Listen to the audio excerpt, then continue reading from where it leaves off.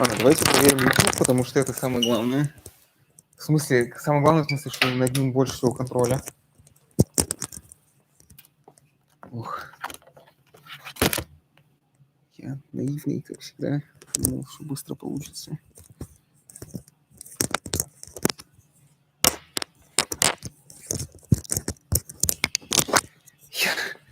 Я когда вот это все настраиваю, знаете, я думаю о том, как группы на концерте. Задерживаюсь на полчаса, на час. Потому что в последнюю секунду выясняется, что то не работает, то не работает.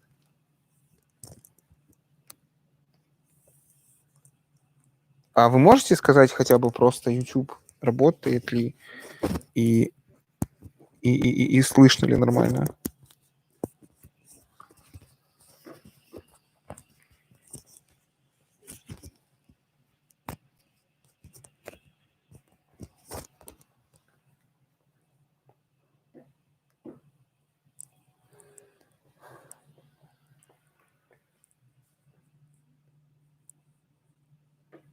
Anyway.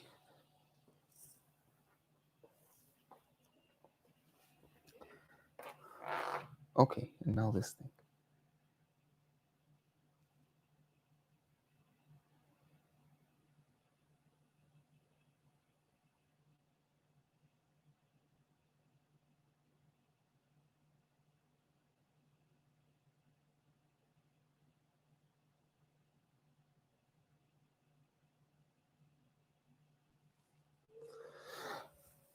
Okay, I really hope everything's gonna work now.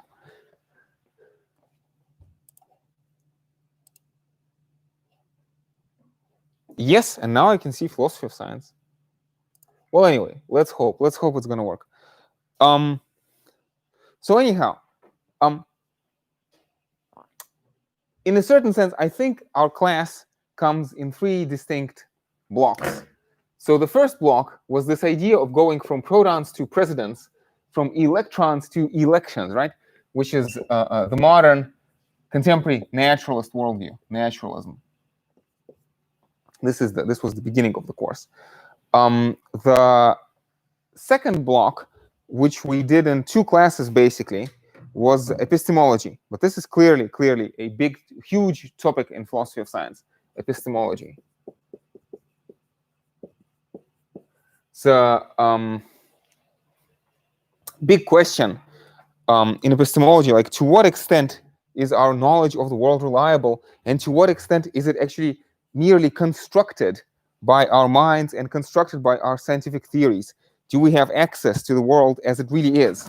The answer seems to be no, not exactly, right? And so Kant talks about categories of perception. And today we're going. So, and when Kant talks about categories, he imagines them to be, I don't want to say biological, but like innate in human nature. These are the categories that are inherent in human nature for Kant, right? But today we should mention, at least briefly, how Durkheim is going to talk about social categories of perception. So, or I should say maybe, well, socially produced social categories, socially conditioned. In an important sense, there's a phrase that we need to be aware of: social construction of reality. Social construction of reality. And I guess in an important sense, this is the place where the third block in our course meets the second block in our course, because the third block is going to be social theory, which is what we begin today. Social theory, or social and political theory. We could also talk about sociology. Durkheim, whom we're going to talk about in a second, considered himself to be a sociologist. But I think that, in contemporary world, the word sociology has kind of this connotation of marketing, somebody trying to sell you something, or something along those lines. So I prefer the words social theory, or social and political theory. And I kept mentioning how, in a certain sense, you can see the history of sciences as emerging in stages, right? This idea of how, okay, the Big Bang, always an empty point. We don't know what happens at the Big Bang. But then we have this graph which shows complexity and the corresponding increase in entropy. So entropy increases, probably exponentially, not sure. And this is complexity, right? And we are on this arm of the increase in complexity. And as the complexity increases, in a certain sense, sciences appear as if out of thin air. So the early universe is too hot for stable atoms, so you don't get chemistry. And then you need supernova explosions to synthesize atoms heavier than iron. And then, sort of born from this stardust, you get planets, and finally you get possibility of organic chemistry, complex carbon-based molecules, and then possibility of biology. But it's as if sciences appear. So, in a certain sense, first physics, then chemistry, then organic chemistry, then biology, and then social theory. And social theory is clearly closer to the top of this point here. And notice, chemistry was a successful science before the quantum mechanical nature of the chemical bond was discovered. So chemistry was a successful science for, well, it depends on what you define as successful, but for many years before physicists have been able to put chemistry on firm ground. In a similar fashion, one could imagine that you would need a good theory of neurophysiology before you can do social theory. But that's not true. We had successful social theory before we were able to understand well how the brain works, right? And I suppose this idea can be associated with the word emergence. In this sense, I think we're talking about weak emergence. Emergence has different sense of the word. So for our purposes, I'm going to use the weak sense of the word emergence. And this is the idea that on the higher level, you get certain emergent properties which are reducible to the lower level. There's controversy, right? But I will assume, for simplicity's sake, for the purpose of this class, that these complexities are, these higher level phenomena are reducible to the lower level constituents. But on the higher levels, you get a certain, systematic fallout of the interactions between more fundamental building blocks, and they give rise to a certain logic, a certain rules or laws or patterns of behavior of their own. There's a Latin phrase to describe this. It's sui generis, sui generis. In fact, this is the phrase that Durkheim is going to use to discuss society. He says society is a thing in itself. Sui generis is a thing of its own kind, in the sense that, of course, Durkheim understands that society bottoms out in individuals, and individuals have their own individual psychology. And in an important respect, think about this. Society exists only because we have particular beliefs. So in an important sense, society exists in our heads. And yet, at the same time, society seems to be objective. So a more complicated example is rules of society, right? So it's like maybe you have in your wallet dollar bills, or probably not dollar bills, but money, right? Money bills, and they work only because people have subjective attitudes about them, right? But at the same time, you wouldn't say that it is simply a matter of subjectivity, that whether people are going to accept your bills or not, right? There seems to be an objective element to that. It's not exactly up to us to decide whether to accept bills or not. Okay, and likewise, somebody's president only because they're elected president. But at the same time, so elected in the sense that people believe about them that they're president. But so ultimately, it seems to be completely subjective, inside of human psychology. But at the same time, it sounds strange, right? And Durkheim would say, no, actually, presidency is an objective thing. Social facts have an objective existence, even though at the level of building blocks, right, they are subjective. But on the higher level, they become objective. The possible analogy, especially when people talk about emergence, is that if you think of water, no individual molecule of water is wet. It is pointless to speak of a single molecule as wet or not. but agglomerations of molecules can be wet. So maybe in a certain similar fashion, an individual belief in one individual's head, that's subjective. But when we talk about established patterns of behavior, now something different is going on. And this is actually how social theorists study society. Society as a system of institutions. System of institutions. And an institution can be defined as an established pattern of behavior. Pattern of behavior. And in this sense, we kept talking about genetic code, but probably we can also talk about cultural code, right? And cultural code, or so you can talk about a genotype, and maybe in this context you can talk about memotype. And the same way that your body, in an important respect, is not completely reducible, but is ultimately, in an important respect, a product of your DNA. In the same fashion, it seems that society is a product of a cultural code, which is hard to isolate in its test tube, but again seems to have an objective existence of some sort or another. Now, yeah, another example is games. This is the last example I'm going to give on this issue of objective subjective. You see, the rules of the games are decided by people, decided by people, right? That, for example, a goal in football awards you a single point, right? Gives you 1 point. And yet, and again, so it sounds subjective, it's just people's attitudes, but it is not arbitrary. It is not arbitrary, and it's not all that easy to change, as a matter of fact, right? So let's be aware of that. Okay, so let me now, this was a bit abstract and a bit methodological. Let me move closer to the topic at hand, which is society. So in general, social theory is very much associated with the question of modernity. And I think I mentioned this already, but it seems that for simpler societies, earlier societies, maybe you don't need social theory. Maybe it's enough to have something like biology, group psychology, and these things would do. But modernity transforms society radically. Now, and also I've also mentioned that whenever I talk about this, so modernity, that is a transition from traditional to modern societies. When I talked about this last time, I mentioned this very important idea of Max Weber, which we need to use from the very beginning. It's an idea of the ideal type. So Max Weber in German calls it,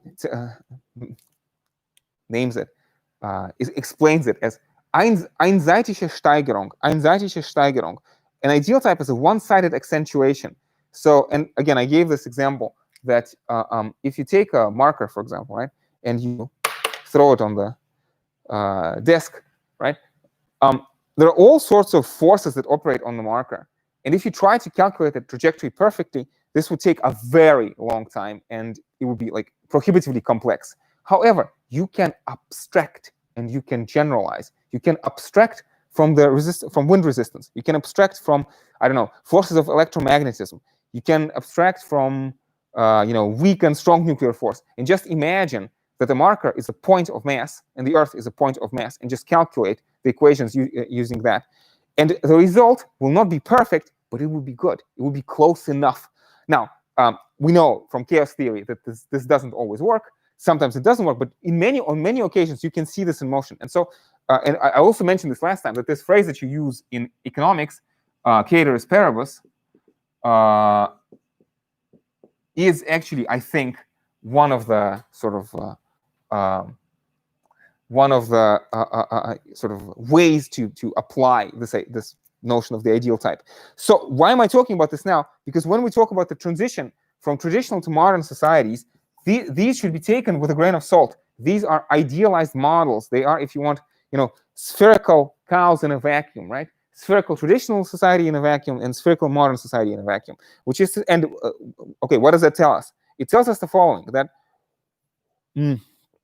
reality, the real type, is a combination of ideal types. Real type is a combination of ideal types. So within traditional societies, let's say advanced traditional societies such as ancient Athens, for example, you clearly had certain elements of modernity. And likewise, even in modern societies, you will have certain traditional elements. So this is the simplest way to look at it. And it's like these ideal types are like pairs of glasses, and when you put different pairs of glasses, you see different things. And ideally, these pictures complement one another. And by looking at the same phenomena through different lenses, you get a richer picture. And so in a certain sense, and this is kind of interesting, because I think in social theory in general, very few theories you would say are disproved, right? Theories are not really right or wrong in social theory. They are more like more useful or less useful. They are more illuminating or less illuminating, right? So I don't know, Thomas Hobbes describes human nature as the natural condition of man as war of all against all. Is that true? Well, how would you perform an experiment on that? The question is, what does it illuminate and what does it obscure? So any theory, any model, like a map, emphasizes certain features and de-emphasizes other features. And so the question is this balance of more emphasis and less emphasis, bringing to light and obscuring, is this balance productive or is it counterproductive, right? So I think this is the ultimate question at the end of the day. And so we mentioned last time, but probably a good idea to remind everyone. So Durkheim and Emile Durkheim, again, with all of these ideas, is one of the founders of academic sociology. Using this phrase sui generis, actually trying to carve out a peculiar space, which sociology, social theory will occupy as its own proper discipline, in its own right, proper autonomous discipline, right? So traditional societies are inherently static. They're static, and they are characterized by what Durkheim calls mechanical solidarity. So modern societies are inherently dynamic.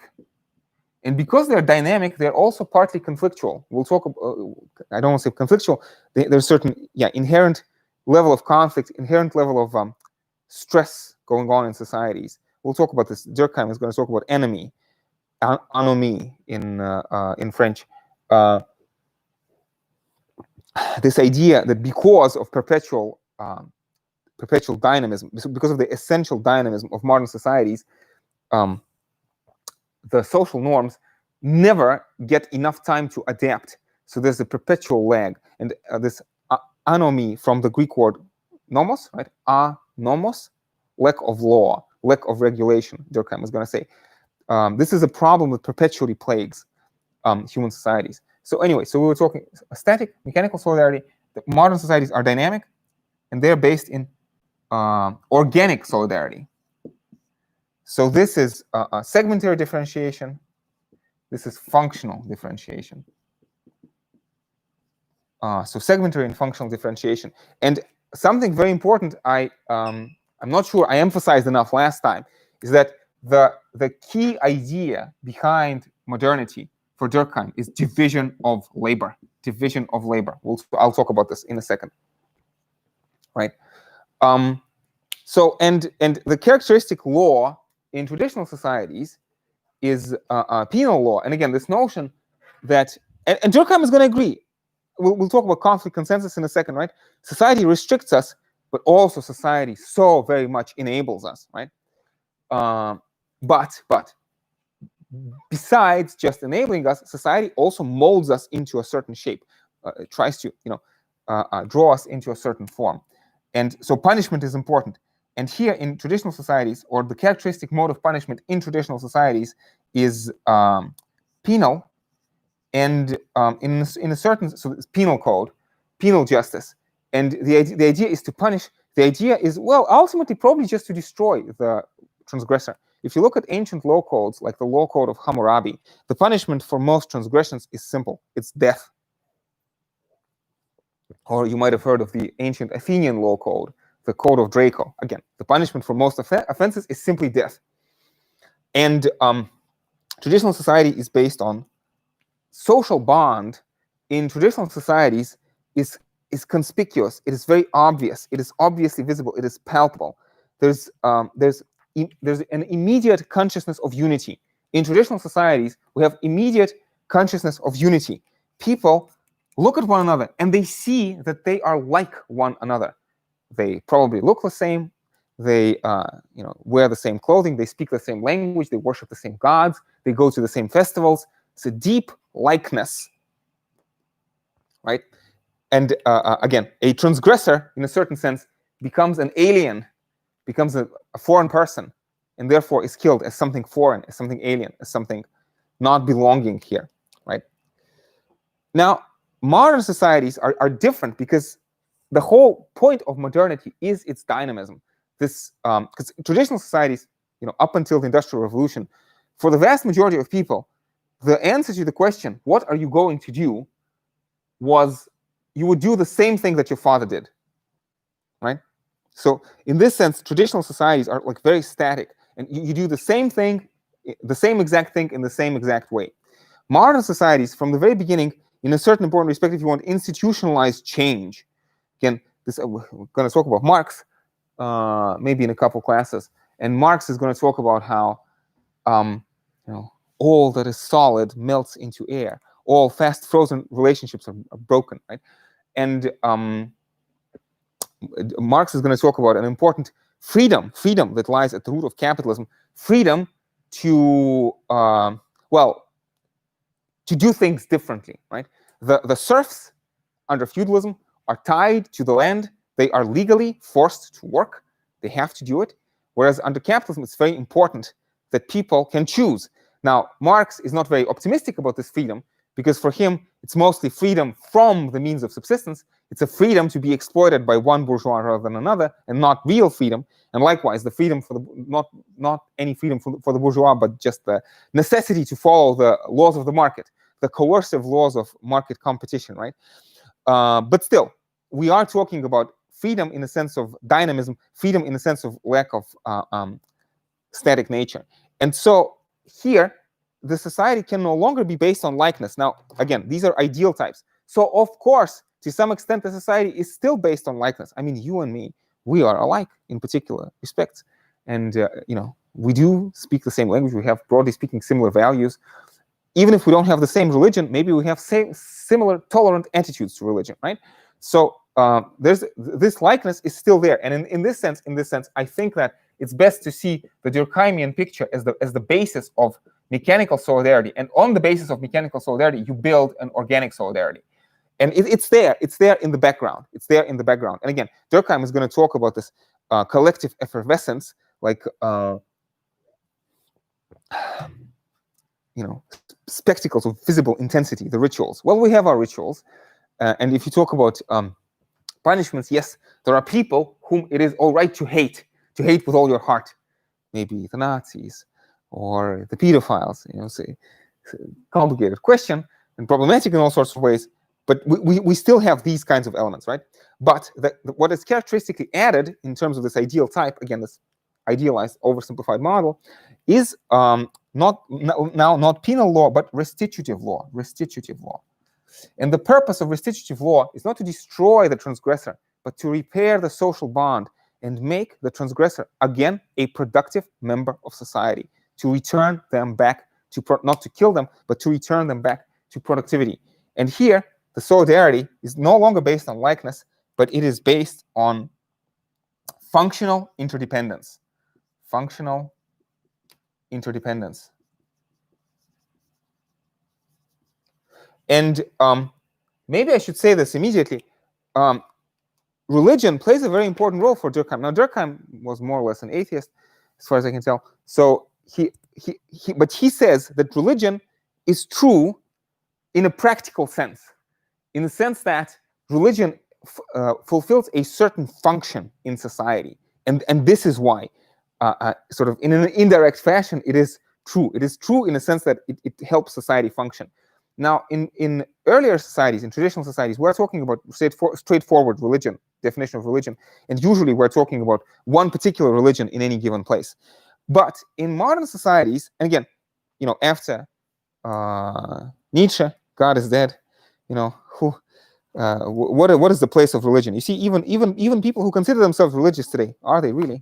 Do they base their lives on the Bible? I know very few people today who actually do, use the Bible as a basis for their decision. People can go to the church, people can read the Bible, but again, we live in a capitalist society. Our lives are mostly determined by the needs and sort of the functioning of the capitalist system. How many people, even among devoutly Christian, how many people chose to send their children to ISAF, right, because they consulted the Bible? Very few, I would imagine, or probably none, right? Given the attitude to riches and material wealth in the Bible. Well, anyway, so the idea I was talking about is Durkheim. Again, he wants to isolate, if you want, something ideal, so not ideal, but an essence of religion. So he would say that society, in an important sense, is always religious because society, broadly speaking, is worshiping itself. So in the primitive religion, you could say that, let's say, Zeus would be the personification of the Greek society, or I don't want to say Greek, Athenian society, right? Or Spartan society, right? The pantheon of the gods represents, in a not particularly conscious fashion, probably in a subconscious fashion, represents the moral force of society. But in contemporary world, religion becomes much more abstract, and so you get this idea that I had a phrase.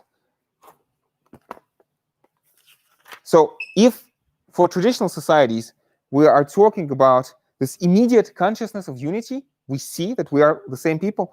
Now, under functional differentiation in modern societies, society becomes something like a super sensible abstraction.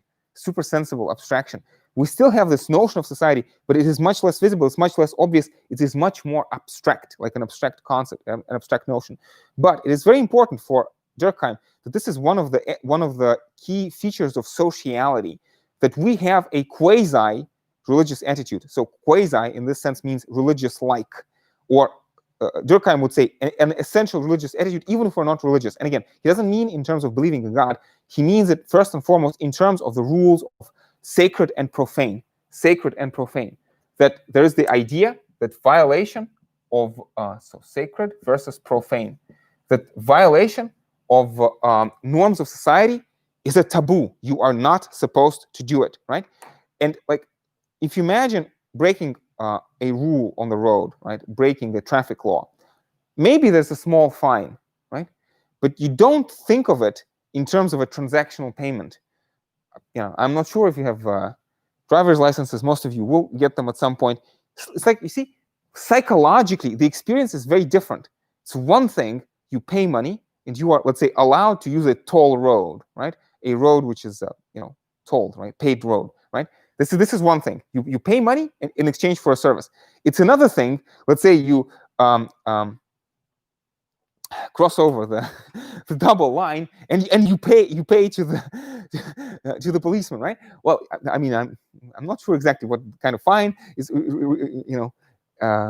is reserved for that, but you are supposed to feel bad. You are supposed to feel as if you have made a transgression. It's not just a question of paying money. You should also feel guilt and shame, which you don't when you pay money for using the toll road. And this is what Durkheim is going to call the non-contractual elements of contract. The non-contractual elements of contract. And this is an important idea. And actually, in economics, you will see this as well. Economists, especially in institutional economics, understand this. Contracts cannot and do not enforce themselves. It is impossible to write a self-enforcing contract. There needs to be, again, a non-contractual element of contract, which is to say, again, this attitude, defining sacred and profane, this essentially pro-social attitude, this propensity to cooperate, like intrinsic propensity to cooperate, cooperation for the sake of cooperation, that we are norm-following creatures. We take an intrinsic, I'm not sure if pleasure is the right word, but we find intrinsic value in following norms. So norm following, propensity for norm following, natural tendency to follow norms. And again, you could imagine sort of if this was not the case, if human beings were, as Thomas Hobbes describes them, appetitive and selfish, then everybody would always have incentive to break the rule, to break the norms, and you would have to place a policeman over every person's shoulder, and then, of course, immediately ask this question: yes, but this policeman should also be watched by another policeman, and you run into an infinite regress of policemen. It has to bottom out in this natural propensity. So in this sense, when Durkheim talks about this essential religiosity or society worshipping itself, he doesn't mean it in a religious way, because you could say now, argue from a Darwinian perspective, that this is a result of natural selection, biological Darwinian evolution. So, but still, again, this idea of the truth of religion being that society worships itself. Again, in a certain sense, you can see this in this, Feuerbachian fashion, that it is not God who makes men, but men create gods for their own purposes because they facilitate social function. We talked about this actually many times before. So, and not sure exactly what I should talk about next. Well, one immediate thing is that you can see in Durkheim, in his general approach. Yeah. So this. Anyway, so this ideas of a collective consciousness or subjective or intersubjectivity, right? This is what the proper domain of the social. But in general, what we see in Durkheim is this approach that can broadly be characterized as consensual. And this is something we touched upon before, so let's go back to this. So conflict and consensus. Now, there are many debates, many controversial assumptions that people make in social theory, but I find this one to be the most interesting and the most important one. So we will see theorists of social relation, such as, for example, Karl Marx or Max Weber, or we have seen them, right, with some of you last year, Thrasymachus, the sophist, or Callicles, right? People, or maybe that's a possible way to interpret Heraclitus. This idea that a society essentially is a seat of conflict. Society is conflictual. Society, and on this picture, any kind of harmony that you see in society is not real harmony, but it is enforced harmony. It is sort of forced by violent means from without. And again, in this Heraclitean phrase, if you see a harmony, it is only a harmony of a drawn bow, a deadlock between opposing tensions, right? And when I talk about Marx, I obviously mean Marx in his description of capitalism, because in his description of communism, he's going to move over to this side. And today we talk about Durkheim, and Durkheim is very much on the side of the consensus. Durkheim is here, and Marx or Weber are here. Durkheim is very much here, and again, I think, at least as a first pass, preliminarily, it is a good idea to regard both of these as ideal types, as two different sets of glasses. You put one set of glasses, certain kind of phenomena spring to light. You put on the other set of glasses, you see society from a different perspective. Other things become apparent and visible. And if you want, my working hypothesis is that in order to get a richer, a better picture of society, you need to alternate. You need to switch between these two pairs of glasses, because society, to some extent, is consensual. To some extent, it is conflictual. Now, some philosophers, in certain points in history, would be tempted to push very much in one direction or the other, depending on the circumstances. In times of crisis, in times of civil war or strife, maybe you want to emphasize conflictual side more. Who knows? We should not. I'm saying that I'm urging a certain parity between conflict and consensus at the outset as a working hypothesis, but who knows where your conclusion will lead you? Philosophy is a dangerous enterprise. It may be that you could decide, for one reason or another, is that society is a seat of conflict, and that the purpose of human existence is to unlearn all the useless and bad things that society has taught us, and and make some antisocial conclusions. And that's a bit of a problem from political standpoint, because why would society tolerate courses like these, like these, that promote these kinds of ideas, or at least allow these kinds of ideas? Complicated question, right? But again, this issue that philosophy, since the time of Socrates, who was, by the way, executed by the Athenians for raising questions not unlike the ones I'm raising right now, right? But the idea is that it seems that Socratic enterprise, the way Socrates defines philosophy, it is essentially and characteristically blasphemous, impious, or impious, if you want to use that phrase, and essentially antithetical to patriotism, anti-patriotic, at least to some extent, which may be a problem. But anyway, but today, let's leave the conflictual heads out the door. Today we talk about consensus. So on the consensual view of Durkheim, it's the other way around. It is not conflict that needs to be, it is not harmony that needs to be explained. It is now conflict that needs to be explained. By the way, why does this transition happen? Durkheim actually has an answer. This transition doesn't happen out of the benevolence of the human heart or some kind of progress. This transition is driven forward by considerations of efficiency. By considerations of efficiency and necessity. So it's like the circumstances. Durkheim points, among other things, to overpopulation. I'm not sure if it's true, okay, but he gives this example. Anyway, certain circumstances drive in this direction, and once, for example, the Great Britain industrializes, then it is a necessity for every other country to industrialize. It's adapt or die. It is develop, progress, or die, or go extinct, right? Well, become conquered, basically. So whereas for the conflictual side of the board, conflict is natural and harmony is a problem to be explained and is always suspicious. For the consensual side of the board, it's the other way around. So society is essentially harmonious, but so conflict needs to be explained. We need to have an explanation of why is there conflict. And basically, Durkheim is going to say that there are two basic reasons for why there is conflict. So one of these reasons would be pains of transition. In fact, Durkheim believes that we are still in this transition. This transition has not yet been finished. I'm going to talk about this in a second.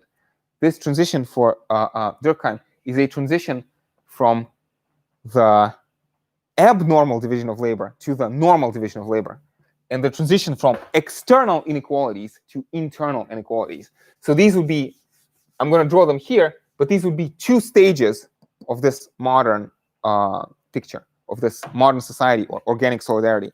So the first stage is,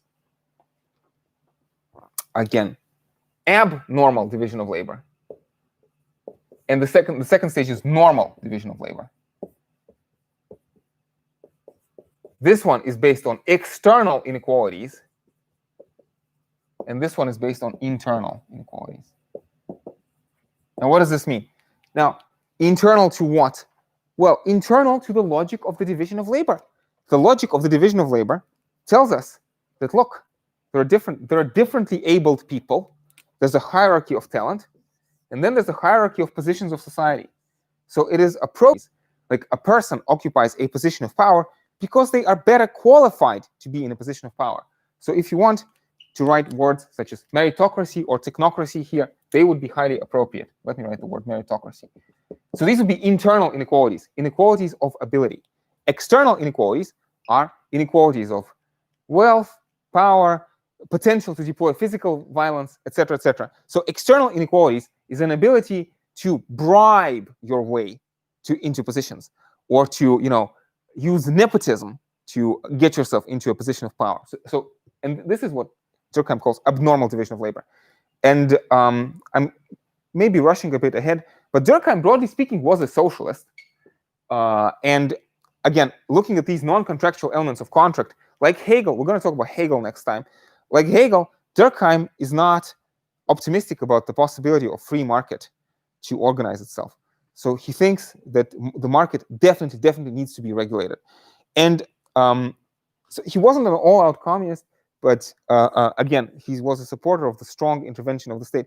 And it's kind of an interesting question, because people talk about, we have this dogma that somehow it has been proven beyond the shadow of a doubt that sort of market competition is always more efficient than planning.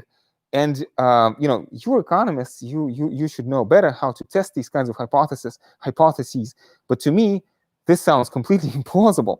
Because I can think of many counterexamples from the top of my head. I mean, one immediate counterexample that comes to mind is Elon Musk's vertical integration. I mean, isn't the whole point of his I guess both SpaceX project and the Tesla project is that he does not rely on the market forces, but integrates everything vertically within a single plan, right? Or you can think, one other example that I sometimes give, people say that communism has been tried and failed. Nothing can be further from the truth if you understand the word communism in its intended meaning. It is in its proper meaning. I think communism has been tried and has succeeded with flying colors. Two examples of communism I would give are Linux, so open source software, and Wikipedia. So both of them, again, I would say like a textbook Marxist sense, are products that people create in like a quasi-gift economy that nobody gets paid for open source software or for Wikipedia articles. And people do this in their own spare time, especially Wikipedia, because they enjoy doing this, in conjunction with others. Human beings are by nature social creatures. Again, when we talk about this consensus side, of course, the most important figure on this side is Aristotle. Aristotle, who's going to say, man is by nature a political animal. We can only be properly human. We can only be properly social. Sorry, we can only be properly human and properly happy when we cooperate with others, when we live in a well-ordered society, so on, Politikon. And other people, for Durkheim and for Aristotle, yes, sometimes they restrict us, but first and foremost, they enable us. They enable us first and foremost. Anyway, so I think there was a bit of a digression. But anyway, you see, I don't think that Durkheim would say that competition is bad. No, competition is good, and free market competition is also good, but it needs to be inscribed within the system of government regulation, within the system of rational regulation by rational government bureaucracy, which in its own right is kept in check through democratic institutions. Well, we'll talk, for all the thinkers, for all the major thinkers that we're going to discuss in this course. So for Heidegger, for Foucault, for Max Weber, for Karl Marx, and for Durkheim, for all of them, capitalism is a problem. Capitalism is a problem. It is a sort of dehumanizing machine, this drive of efficiency for the sake of efficiency, and it leads to bad results of various kinds. It leads to these kinds of external inequalities, and most of these people, everybody with exception of Marx, wouldn't say that we need to get rid of capitalism, but we need to control capitalism. It needs to be inscribed within a particular system. We'll talk about this more next time when we talk about Hegel. Hegel will talk about this, I think, in a wonderful fashion. So, yeah, so I was talking about where does conflict come from? Is society is essentially consensual. If we think of society essentially as an organism. So the first reason was transition, and I have talked about these pains of transition, right? Transition from abnormal to normal division of labor within the structure of modernity. But the second reason for conflict within the consensual system is that some conflict, Durkheim thinks, is functional. So, for example, there is a healthy level of crime. There's a healthy level of crime. What is the function of crime? Well, people commit transgressions from time to time, and when they commit them, and they get caught, and they get punished, this reinforces the social norm. Everybody else looks at them, sees that this is not how you're supposed to behave, and it's good because it reinforces proper social behavior. There is a functional level of crime. It shouldn't be too high, obviously, for Durkheim. It shouldn't be too high, but there needs to be some level of crime. It's an interesting perspective in all sorts of ways, right? So, keep talking about these sets of glasses. You can look at crime in this functional perspective and say, oh, this is appropriate, this is good, this is for the benefit of society in general as a whole. Or you can look from a Marxist perspective and say, no, capitalist system is exploitative, it is dehumanizing, and so people are driven to commit crimes. It's a conflictual view of crime, consensual view of crime. Or you talk about religion. For Durkheim, religion is not literally true, but religion is socially useful. Although today Durkheim understands that most people are atheists, or religion has become fragmented. So we need different, maybe, forms of civic religion, where people are, society worshiping itself. Like when people are quasi-religiously patriotic, fewer people worship religious symbols, but maybe more people, or as many people worship the flag, or have certain affinity towards the flag, at least in some countries in the world, right? Not everywhere, obviously. Countries are different in the sense. And Marx is going to say, no, religion isn't opium of the people. It's either an ideological lie told by the rulers to keep the subordinate population in check, or maybe Marx would say that religion is not really a cause of the problem, but religion is just a symptom of humanity's lack of freedom in the ability to realize themselves. Again, opium is a drug that one takes when one feels depressed, right? It is a medicine. It is a cure for depression. It is a deleterious medicine. It is a medicine that ruins you, but sometimes, in order to cope with excruciating pain, you have to inject yourself with morphine, which is what Marx says. And I cannot resist from making this comment. But of course, if you look at societies today, especially the United States of America, where you have the, I'm sure Russia also has problems of this sort, right?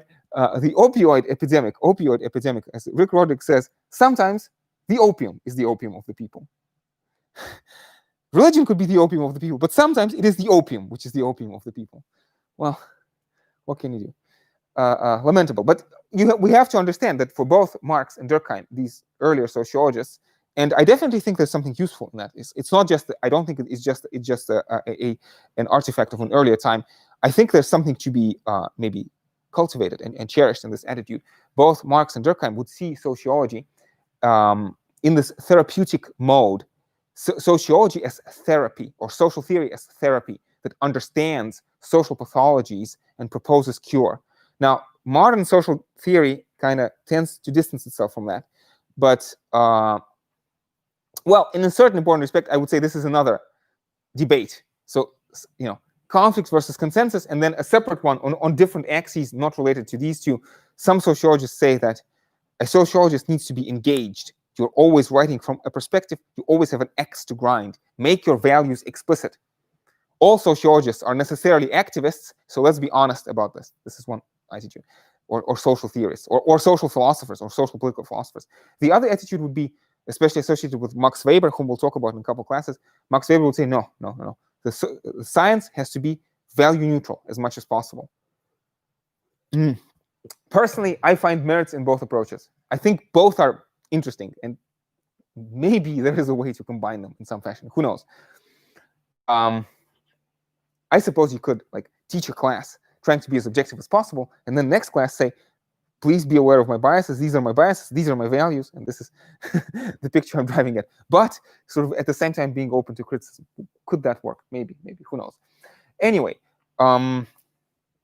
so in addition to all this, I should have mentioned this before. It kind of slipped my mind, but better late than never. Whenever we talk about the solidarity and society, being held together, for Durkheim, there are two important components that hold society together. And again, it's like so these are integration and regulation. Integration and regulation. But I want to go back for 1 second to this question of the division of labor, right? So for Durkheim, this is the central, or not just for Durkheim, for all the theorists of modernity, this appears to be the central issue. The central issue is that, again, traditional societies used to be much more static, much more, maybe even harmonious in a simplified fashion. Several, 5 or 6 things I want to say at the same time. So Hegel has this phrase, although Hegel is hard to cite, and if you ask me for a reference, I'm not sure I'll be able to give you a reference. Oh, this is nice. This is nice. Familiar handwriting. So we begin and so this is a certain schema, but I think it is a very productive schema. We begin with traditional societies in the world, in the words of Hegel, of undifferentiated unity. Undifferentiated unity. It is a harmony, but it is a simple harmony. It is a simple harmony. It is a self-conscious. It is sorry. It is a harmony that lacks self-consciousness. Right? People are not individuals. That's why they are not yet individuals. That's why there is no place for conflict. William Guthrie, I keep referring to this phrase. Again, wonderful textbook that we read last year, talks about this, how in earlier, smaller, simpler ancient communities of ancient Greek speakers, the problem of justice never arose. The interests of society and the interests of the individual seem to be very much in line with one another. It's like, again, in a traditional society, in a small society, it's very clear that the best place to store your food is in your neighbor's stomach, because tomorrow you're going to call on them to help you against wild beasts or against enemies, right? But as societies grow larger, grow bigger, you run into a very big problem, which is the free rider problem. And we end up on the second stage with differentiated disunity. So people begin to acquire individuality, but this individuality is conflictual. Free rider problem. So people who want to reap the benefits of the social bond, social stability, without paying the cost. So people who would, like, again, like Callicles, who says that justice is actually a vice and injustice is a virtue.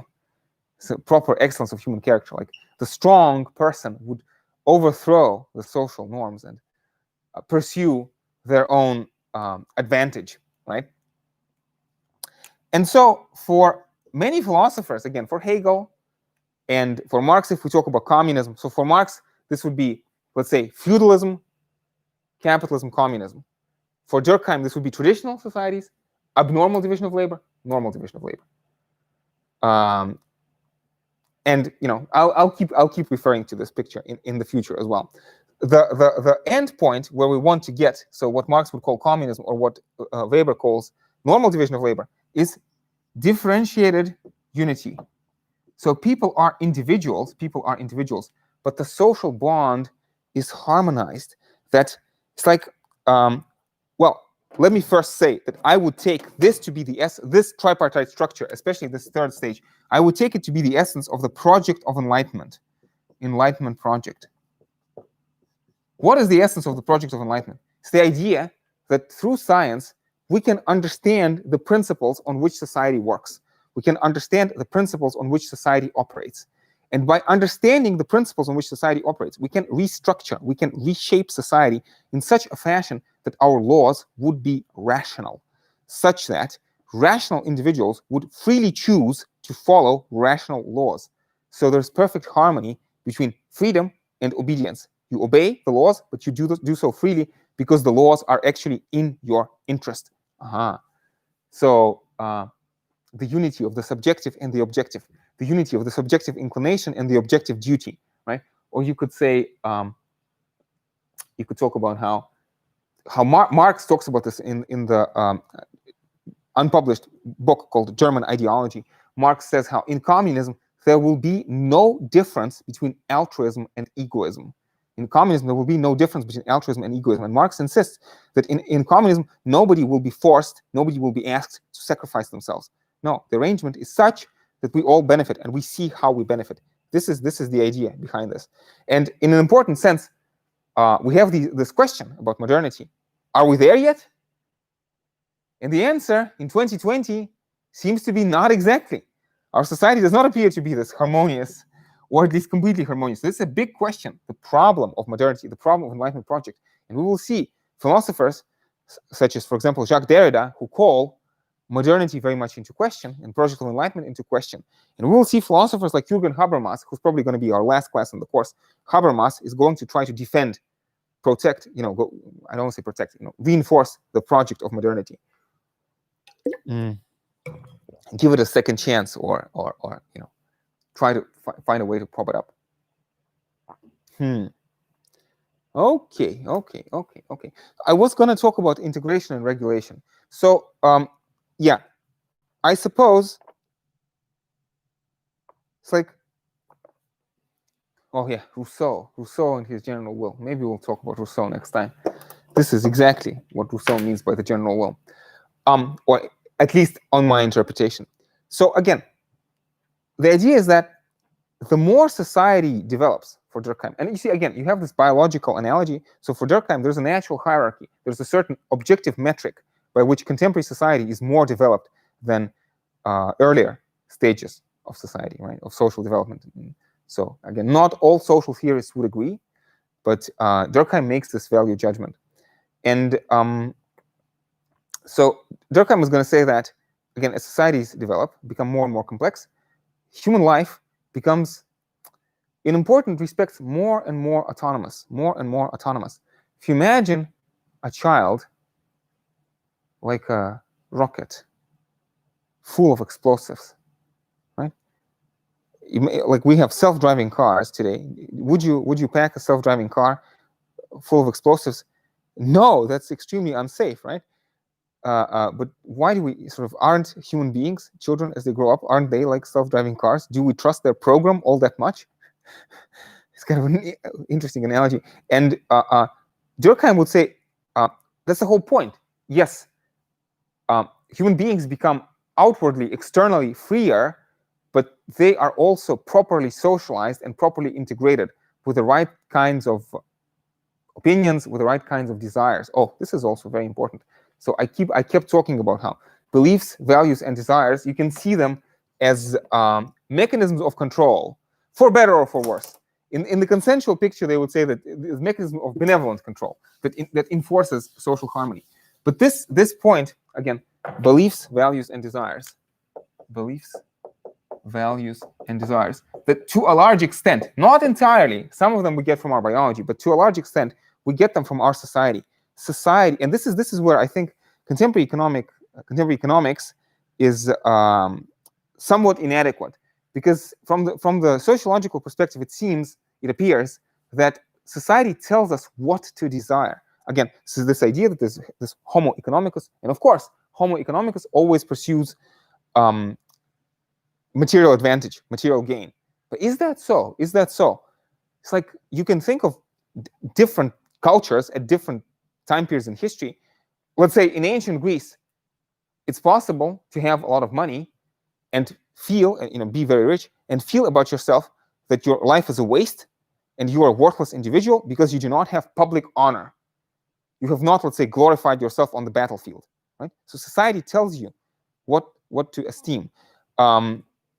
One immediate categorization that comes in this sense goes back to Plato, I think, the society of merchants, the appetitive part of the soul, the society of warriors, the spirited part of the soul, and maybe kinds of theocracies, societies of quote-unquote saints. Not sure. Pursuit of knowledge. Well, I mean, it's like maybe there's more, okay? But let's write theocracies. So mercantile interest, get more money. Warrior interest, get more honor. Or theocratic interest, I want to get more holiness, more sanctity. I want to be closer to God. I'm going to sell my possessions, donate everything I have to the church because I want to do my duty to God. Habermas would talk about this, what he calls communicative rationality. Can you have society which is based on, again, this, maybe this is what Plato was driving at with his philosopher kings analogy, right? People who rule because they know they have the technical expertise to rule. Who knows? Complicated question. But you see, I had this interesting experience, and people say that philosophy thrives in times of crisis. I grew up in Russia in the 90s, something I mention from time to time.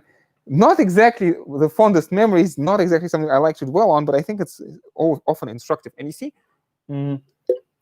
among the people I knew, among the people I talked to, and I think to some extent, to this day, among the people who went through the 90s, there's a certain uneasiness when you're sort of choosing between these things. Like in the 90s, I don't think it was immediately obvious to people which one you should choose. And I think, some people could easily, and I'm sure a lot of people did, look at this, chaotic situation and say, to hell with all this money, with all this pursuit, I'm just going to go and live as a hermit. I'm going to go and join a monastery.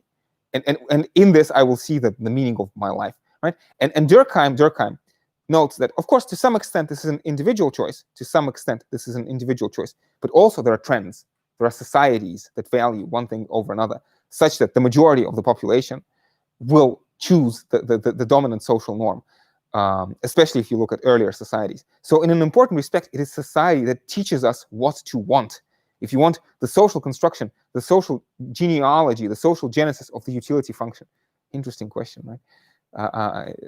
very complex. I'm not sure anybody can offer a full-fledged theory. Well, but maybe bare bones. Anyway, so I was talking about this again. Society teaches us what to believe, what to desire, how to behave, and the two important metrics for Durkheim are integration and regulation. Integration and regulation. Let's start with integration. This one is simpler, I think, and maybe we can get it out of the way sooner. So in terms of integration, we're talking about sort of your degree of social connectedness or social interconnectedness. Like if you get divorced, your integration goes down. If you get married, your integration goes up. If you live in a clan-like extended family, you're even more integrated. If you live in a nuclear family, you're less integrated. So sort of social connections. And Durkheim, again, an interesting way, of course, the way you can explore health is by looking at disease. Explore health by looking at disease. So Durkheim has a discussion of suicide. Now, I have to warn you that, as far as I can tell, there are problems with Durkheim's data. So we should take his conclusions with a grain of salt. If you're interested in this, there's plenty of material. I think there's a recent Routledge handbook that discusses recent scholarship, that tries to reassess Durkheim's legacy. And I think the conclusion is that he got some things right, he got some things wrong, partly because his statistics was imperfect, that he had to work with, but also partly because his methods were not perfectly adequate, right? But still, I think it doesn't really matter all that much what were his conclusions. Sorry, what was his methodology? Because I think his conclusions by and large stand. So when he talks about integration, you can have too little integration. When the integration is too low, you get what he calls egoistic suicide. Egoistic suicide. So Durkheim would say, and again, we talked about this already. I don't want to restart this conversation, but we have this notion, oh, human beings are free. Yeah, but if human beings are free, why is the statistics of suicide so predictable and so consistent from year to year? Yeah, it seems to be a deeply personal decision that one makes in one's heart of hearts. But at the same time, we can use statistical methods, derive p-values. So it's, problematic issue, right? Anyway, so an example of an egoistic suicide would be, I think one category that Durkheim talks about is that older males who are divorced are more likely, or single, are more likely to commit suicide. And he calls this egoistic. Again, I don't think he means it in a pejorative sense. Well, I'm pretty sure he doesn't mean it in a pejorative sense. And you got to understand that to a large extent, Durkheim sees society as a system, as an organism. And individual people are not exactly to blame. Individuals are playthings of society, by and large, for Durkheim. So again, this is a consensual approach, but this is also a structural approach. We try to explain individual behavior with reference to broader overriding structures. So anyway, it's not necessarily the fault of this particular person that they killed themselves because they were divorced or single. It may be a social ill, which requires a social remedy, right? But this would be an example of an egoistic suicide. If the integration is high, you get obviously altruistic suicide. And Durkheim talks about how, in terms of altruistic suicide, these would be what we would today call acts of heroism. A firefighter risking their life to save somebody and dying in the process, or kamikaze pilots, in the Second World War, or in general, against a soldier that covers a live grenade with their body to save their comrades. So this would be altruistic suicide. So we can look at pathological cases and we can say there's a normal level of integration in society. There's a healthy level of integration that society should strive for. Not too much, not too little. Now, in terms of regulation, this talks about norms and norm following. Again, we're going to see this word anomie in a second. So when regulation is too high, Durkheim will talk about fatalistic suicides. Fatalistic suicides. And I think that the examples that he gives are, let's say, people who are in prison commit suicide for this reason. Again, these are ideal types. Obviously, not everybody who commits suicide in prison commits it for this case, right? But the fatalistic suicide, it means that your life is far too regimented. So suicide of prisoners or suicide of slaves. Your life is so totally out of your hands, so totally out of your control that it becomes unbearable. It leads to dysfunction. But also, regulation can be too low. And this is what happened in Russia in the 90s. I'm not sure if I should talk about this, but I have too many acquaintances who have become alcoholics. And also, I have some acquaintances who have committed suicide. So this topic hits a little too close to home for me. But alas, this is what we have to deal with. This is sociology is a tough discipline. It's not sunshine and rainbows. So again, Russia in the 90s would be an example of that. And this Durkheim would call anomic suicide. Again, from the Greek word nomos, which means law. So anomy is lack of law, lack of regulation, lack of moral guidance. And so this is not just Russia in the 90s, but in general, Durkheim believes or is afraid that anomic suicide is endemic characteristic of modern societies in general. Are they more prevalent in abnormal, less prevalent in normal? I'm not exactly sure.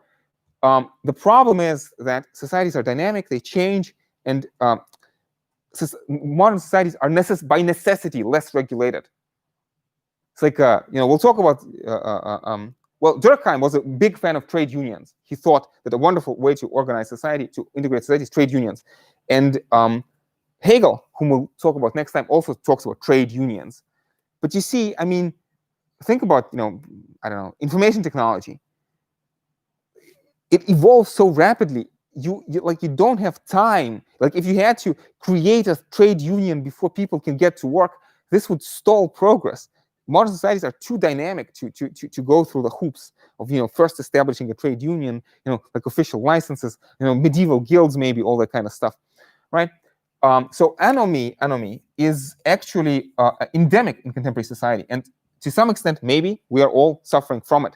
Lack of moral guidance. Like we have to choose for ourselves what our lives mean. I ask you this wonderful question, in the light of this course, what meanings do our lives have? These are the problems that we modern people have to contend with. Modern problems probably requiring modern solutions, right? The ancients did not have this problem. I mean, again, like you're a peasant, your father was a peasant, and you have to work the land. You have to wake up in the morning, you have to go there and plow the field, otherwise you will starve. You don't have to ask yourself this question, like, what meaning does my life have? Shut up and plow the field. There's no time. There's no time for these idle discussions, this idle chatter. Right? So again, life becomes simpler in some ways, but more complex in other ways. And also, Durkheim is going to say that anomic suicide maybe is a bit more characteristic of the abnormal division of labor, in the sense that when people, through, again, in an unregulated market, right, people through no fault of their own lose their job or become extremely poor, right? This would be one example of the anomic suicide, like when you change your social economic standing and you cannot adapt to a new one, like you lack moral guidance. Or conversely, Durkheim talks about, well, we need to double check exactly, and the book is actually freely available. You can look at it. I feel that maybe Durkheim actually uses this example of lottery winners, that people who suddenly gain a lot of money also seem to lose this bearing. And even though, like, supposedly having a lot of money is a good thing, but no, it can leave you depressed, it can wreck your life, or even lead you to commit suicide, because you find yourself with all of these. With all the capacity to do things that you could never dream of doing before, but you do not have the proper, like, mental guideline, internal guideline on how exactly to dispose with this wealth, what exactly to do with this wealth. In general, just to prop up Durkheim's credentials a bit more, he was talking about how one important way to reduce external inequalities is to severely limit capacity for inherited wealth. So Durkheim says this, and Marx is going to say this as well, that if we think that we live in a sort of liberal, constitutional, free society, like democratic society, we are wrong. We are living in aristocracy of wealth, and in this sense, Marx, in a couple of classes, is going to invite us to see the analogy between our situation and feudal situation, right? Capitalism is different from feudalism, but also similar to it. In important respects, you can see how having wealth, simply by virtue of having wealth, you become entitled to particular kinds of feudal-like privileges. And likewise, not having wealth forces you into a position which is not unlike that of medieval serfs. So there is this important element of coercion, exactly what Durkheim calls external inequalities, an element of coercion and violence, unjustified coercion, unjustified violence, which lurks beneath the surface of our seemingly officially consensual society. So you see, even though Durkheim is a theoretician of consensus, he also has some elements of conflict. Are they so different, Durkheim and Marx, at the end of the day?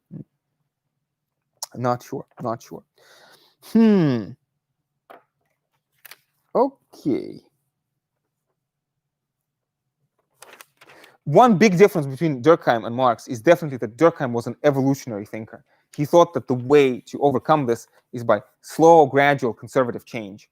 Whereas, and again, like conservatism is an important, in fact, it's a declared goal. He says, like the doctor whose dictum has to be do no harm, a sociologist, when trying to be like a doctor to the society, first and foremost try to conserve society.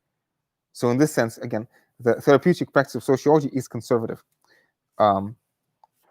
according to Durkheim. Well, as a matter of fact, I'm afraid that two things are true, right? First is that we have run out of time. And second is that I think I talked about everything I wanted to talk about. Well, there's one other thing, like in terms of, again, when Durkheim talks about, this is just terminological point, talks about the sui generis, Durkheim is going to use methodology which is called holistic or holism. It has nothing to do with the English word whole, etymologically, but it is related semantically to the English word whole. So that holism means looking at society as a whole, and holism is opposed to methodological individualism. Durkheim is going to say, in order to understand individual behavior, you have to look at society as a whole. And his example, the best example that he can give us, the suicide, seems to be a subjective individual choice, but still, right? And so in this sense, I want us in this course to be thinking on many different levels. I want us to be thinking as social theorists, but also as political theorists, maybe a little bit like as moral philosophers, and ask what does all this mean for